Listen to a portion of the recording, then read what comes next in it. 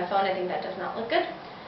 Anyway, today I am doing a little advice video, if you could call it that. I thought about some topics and I decided that I would give you guys advice on those topics. I'm not saying I'm an expert on any of those, but I'm just going to put my thoughts out there and hopefully it helps you. So, I want to start with living away from your parents. I know that a lot of people might be going into college or they might be going for a study abroad, and that involves living maybe really far away from your parents and away from home. So I'm pretty much an expert on living far away from home. When I was 14, I went to Canada. Well, actually when I was 12, I went abroad for 2 weeks and I absolutely loved it. I stayed at a host family and I loved my host family. So I decided that when I was 14, I would go for a longer period of time. And when I was 14, I didn't tell my mom anything. I just got all the information. I talked to the program. I had everything set, and I was like, Mom, the price is going to be this. It is cheaper to keep me there than have me here. And it's all set. All you have to do is authorize me to go and pay for it. And she was like, okay, fine. So she paid for it, and I was 14 at the time. And I went to spend a semester in Canada. After my semester in Canada, I came back and I just loved living abroad. It was not hard at all for me. So I decided that after I graduated, I would spend a semester in China, which is what I'm currently doing. And after China, I plan on going to university far from home because my family is all in Brazil, like my mom and my sister, and I will be going to university in the States. So pretty much I've been living far away from home for a long time now. And I thought it would be interesting if I shared with you guys some tips that will help maybe with like missing home and how it is. First of all, when you're abroad, don't focus on what your parents are doing back home or what your sister's doing back home or your brother, because that will just make you miss them, and you have to focus on life on where you are. Also, wherever you are, try to get involved in as much stuff as you can. My first experience abroad, I got involved in choir, I got involved in cheerleading, and then I got like a gym membership with my host sister. And I was always doing stuff and always keeping really busy, which is very important, especially for the first month. I had friends that cried for their first 2 months, but they also did not get involved in anything. Like they didn't do cheer, they didn't do choir, they didn't do any sports, and I also went to all the basketball games, and sometimes we went to hockey games. So like, if you're going to a school, I would say stay involved in your school as much as you can. And even if you're not going to school, like I took ice skating at a community center because I really wanted to learn how to ice skate. And like on Saturdays, and every Saturday I had ice skating. So that kept me busy on weekends. Try not to talk to your parents every day. I know you might miss them a lot, but that's only going to make you miss them more because then you're so focused on what they're doing. And you know what they're doing every day, and you're talking to them and Skyping them, and you just miss them more. So I guess like keep your distance for at least the first 2 months that you're abroad, and try not to talk to them every day. I do like, yeah, okay, some parents are really worried, so you might have to send them like an okay every day, but like just have like a deal with your mother, like, Mom, I'm just gonna send you okay because I want to focus on my life there, like just so you know I'm alive.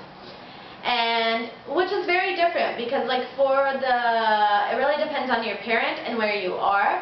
Because when I was in Canada for the semester, my mom didn't really care. I would go like a week and a half without talking to her. But here in China, she texts me basically every day. First of all, because I'm not living with a host family, I'm living on my own in a campus. And also because now we have smartphones, so it's like way easier. She just WhatsApps me every day. And there is a point, like, I'm really happy living far away from home, and I really enjoy the liberty of it, and I'm really trying to enjoy what's going on here, so I don't like talking to my parents. Not that I don't like talking to my parents, but it's just like, I rather enjoy what's going on here than be like texting my parents. So I just talked to her and I was like, Mom, look, you can text me every day. If I don't respond, it's not because I'm dead. But since she's very worried, if she sends me like this huge text, which I'm too busy to read, I have other stuff to do, I'll just send her an okay, because then she knows that I'm alive. And don't be scared of moving abroad, even if it's a culture shock. I mean, for Canada, it was not a culture shock for me, because I was raised in the States, so it's not that different. But China is a complete crazy culture shock, and I had no idea what I was getting into when I came here. Like, no idea. I think I confused China with Japan because I thought they had a lot of sushi, and I also thought they were really quiet and polite. And I'm not saying Chinese people aren't quiet and polite. They are loud. Brazilians are also loud. So it's like not like trying to like bash on Chinese people. Just like they are loud people. That's how they are. And also like they also don't eat healthy food, which is really, really bad. So like all their food is very, very oily, but it's just their cuisine, I guess. And I don't have a kitchen here, and I never thought about that aspect, that I would have to learn how to eat really oily canteen food for a whole semester. But I figured it out, and I'm really happy with it. When I came here, I'm going to be honest, for the first 2 months, I was like, okay, I know 6 months is enough. But also, what I would suggest, sometimes it's not the place that you're going to fall in love with, but the people you meet there. So I've met wonderful people here, and I don't want to stay here as much of like for the place. It's not that I don't like it here, I do like the place, but I wouldn't live here for a year just because of the place. If I were to live here for a year, it would be because of the people. I think it's also like a great experience because like you have to manage your own money.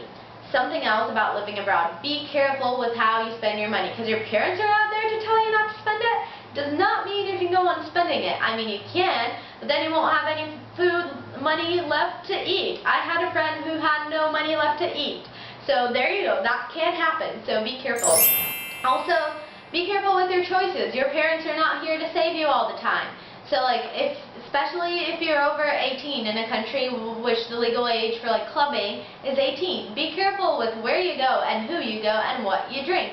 Because you're not going to have your mom to call and like go save you in the middle of the night. So, and you do have to rely on your friends. When you're abroad, your friends become your family, or your host family becomes your family. And it's really, really nice. They really do become your family, and you just have to choose, when it's like friends, who you trust, and find out who really are your friends. Because, especially if you're living in a dorm, you will live with those people 24/7. And if you're staying at a host family, you really have to, like, be part of their family and, like, try really hard. I went to all my sister's piano concerts, basketball games, because I was really involved with the family. And we had dinner together every night. So just try to really be a part of the family. Like, just don't sit in your room and Skype your parents, you know?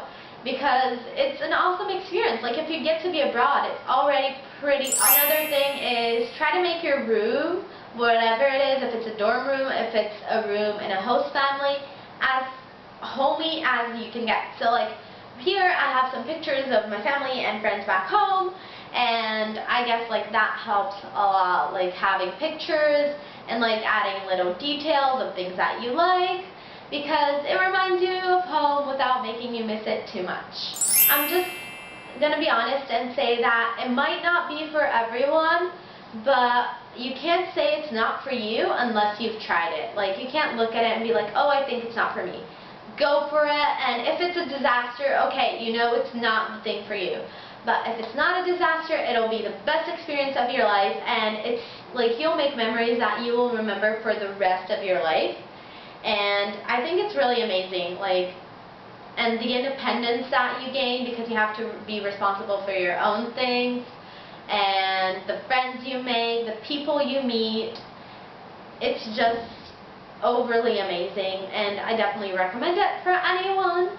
And don't be scared, just like get on a plane and go, because it is worth it, I promise. That will be it for my video. If you guys want to see more tips on studying abroad, whether it is at a university or at high school with a host family, let me know, because I would be glad to do a video more specific on each of those, like how to manage your time in each place, because you have different schedules depending on what type of study abroad you're doing.